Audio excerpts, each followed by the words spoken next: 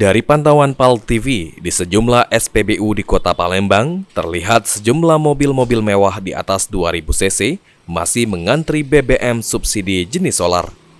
Hal tersebut dikeluhkan Andi, salah satu supir truk. Distribusi bahan bakar solar menurutnya saat ini tidak tepat sasaran, lantaran banyaknya mobil-mobil mewah yang ikut mengantri serta menikmati BBM subsidi jenis solar.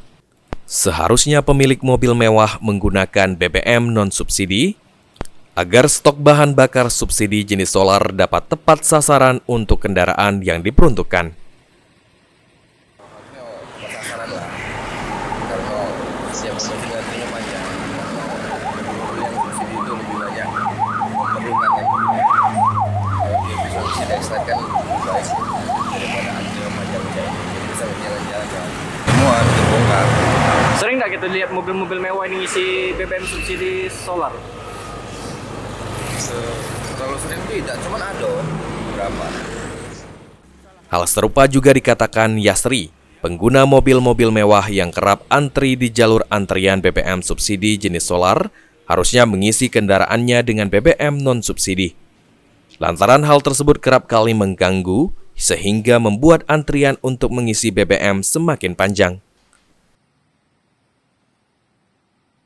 Jangan, ada minyak dia lah, ada. Yang mobil truk, jadi dah ini agak susah lah kadang-kadang. Mengganggu dah ini Pak? Ya.